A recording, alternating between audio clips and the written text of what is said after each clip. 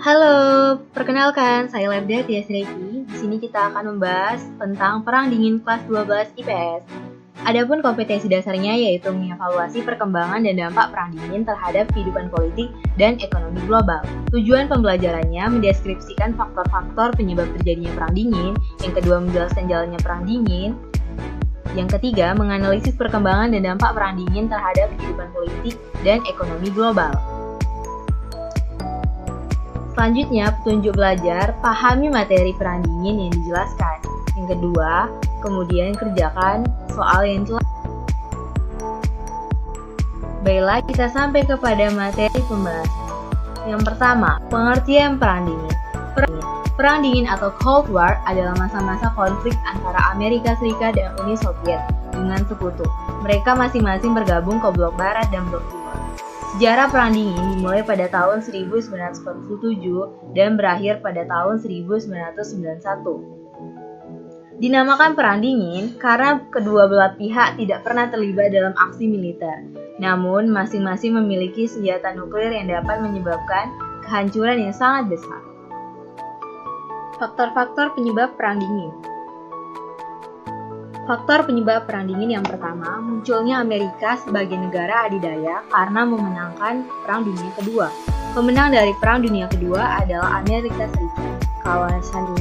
Kawanan dari Amerika Serikat ialah Inggris, Prancis, dan Amerika Serikat. Amerika Serikat membantu negara-negara Eropa Barat bangkit dari ekonomi yang lemah pasca Perang Dunia Kedua. Yang kedua, munculnya Uni Soviet sebagai negara adidaya karena membebaskan Eropa Timur dari Nazi Jerman. Rusia atau Uni Soviet membantu membebaskan Eropa bagian timur dari belenggu Jerman dan membantu perekonomian negara-negara di Eropa Timur.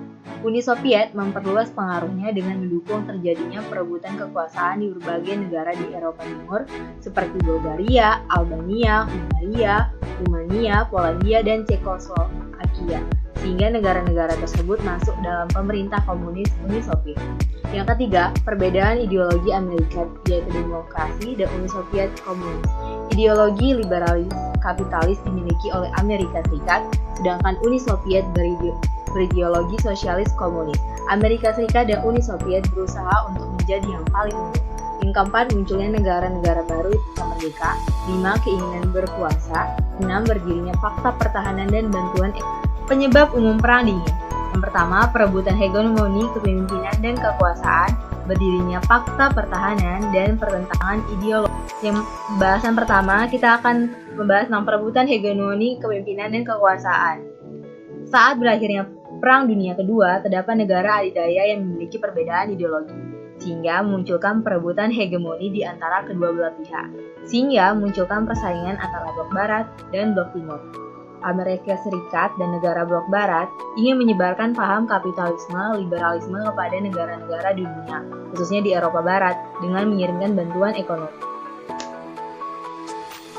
Kemudian, Uni Soviet juga tak ingin kalah dengan menyebarkan paham komunisme, sosialisme ke negara-negara dunia, khususnya di Eropa Timur, dengan memberikan bantuan ekonomi juga.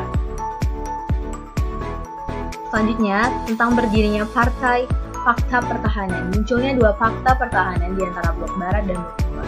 NATO merupakan organisasi pertahanan negara-negara Atlantik Utara dengan tujuan menahan laju komunis di Eropa. Pada mulanya, NATO hanya merupakan perjanjian pertahanan antara Inggris dan Prancis. Selanjutnya, sesudah blok barat membentuk NATO, untuk mengimbangi hal tersebut, maka Uni Soviet membentuk fakta pertahanan dengan negara-negara lain yang berhaluan sosialis komunis.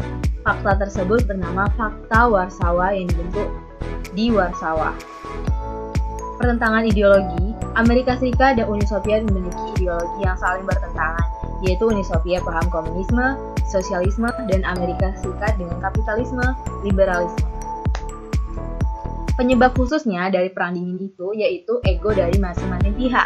Munculnya ego dari kedua negara sekutu sebagai pemenang perang yang terbagi menjadi dua ideologi yang saling bertentangan untuk menunjukkan kekuatan-kekuatan siapa yang paling berpengaruh antara Amerika Serikat atau Uni Soviet. Bella, kita ke proses berjalannya perang itu.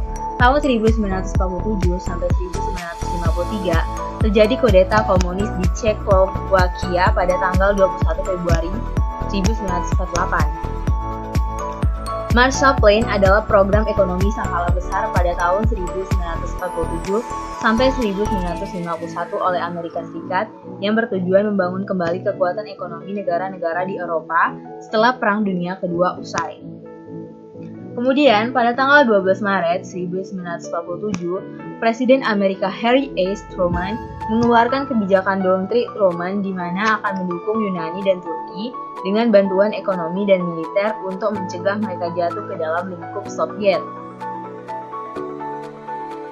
Selanjutnya kita masuk ke tahun 1947 sampai 1953, di mana tanggal 4 April tahun 1949 dibuat Fakta Pertahanan Atlantik Utara atau NATO yang ditandatangani oleh 12 negara untuk membangun kerjasama militer dan demi mencegah penyebaran paham komunisme oleh Uni Soviet.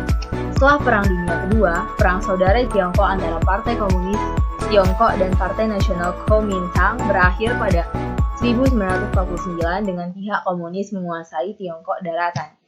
Terjadi sebuah konflik antara Korea Utara dengan Korea Selatan pada tanggal 25 Juni 1950 dan ini disebabkan karena perbedaan ideologi serta persaingan antara Amerika Serikat dengan Uni Soviet yang melakukan proxy war.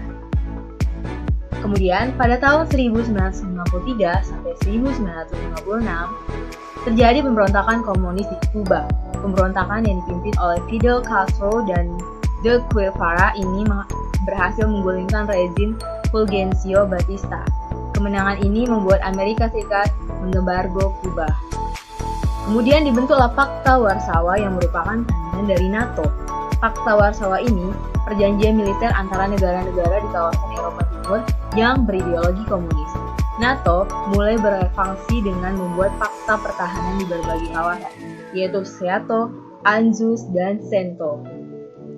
Kemudian pada tahun 1956 sampai 1958 terjadi revolusi Hongaria, yaitu pemberontakan melawan pemerintah rezim komunis di Hongaria pada tahun 1956. Namun dapat diselesaikan oleh Uni Soviet dengan menindas pemberontakan.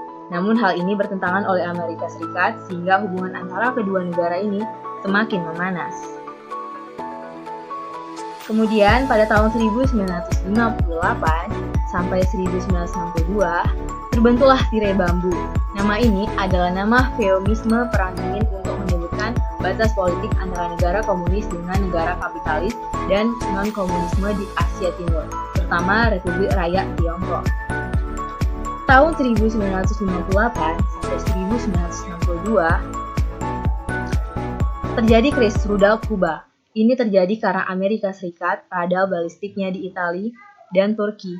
Lebih 100 rudal buatan Amerika Serikat mampu menjangkau Moskow.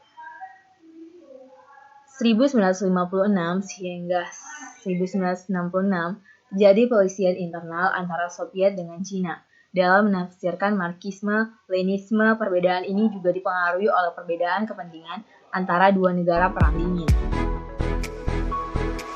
Kemudian pada tahun 1962 sampai 1985, kubu komunis Cina dan Uni Soviet juga sempat terjadi konflik masalah perbatasan. Setelah sebelumnya mereka sudah menyelesaikan masalah perbedaan pendapat itu di tahun 1966. Para komunis di Kamboja yang dipimpin oleh Pol Pot berhasil menggulingkan kerajaan Kamboja dan menggantikannya dengan negara komunis.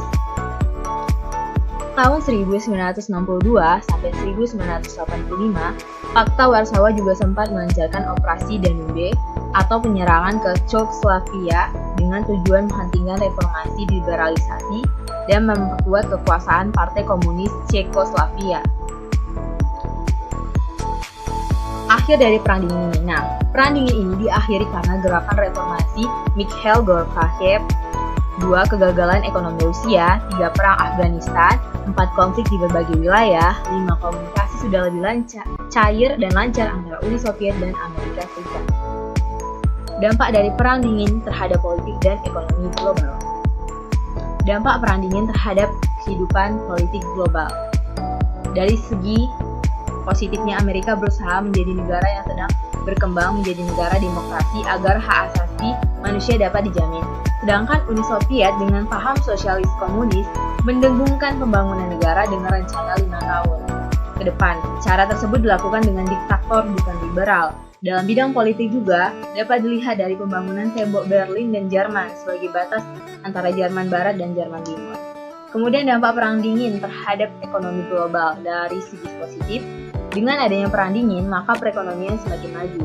Karena masing-masing negara, terutama negara kapitalis, berusaha menguasai perekonomian dunia dengan cara memberikan bantuan kredit kepada negara-negara berkembang dengan timbal balik tertentu, dan juga pada bagian negara berkembang dengan adanya investasi, maka akan membuat negara tersebut semakin kuat perekonomiannya. Kemudian dampak Perang Dingin terhadap ekonomi global. Dari segi negatifnya, Perang Dingin membuat dunia terjebak dalam krisis ekonomi. Vietnam, Korea, negara-negara Afrika termasuk salah satunya negara bawahan Uni Soviet yang mengalami kekacauan ekonomi. Bagi Uni Soviet, Perang Dingin menghancurkan ekonomi karena porsi militer atas PDB menciptakan pengangguran yang sangat tinggi dan berakhir pada lepasnya negara-negara Pakta Warsawa.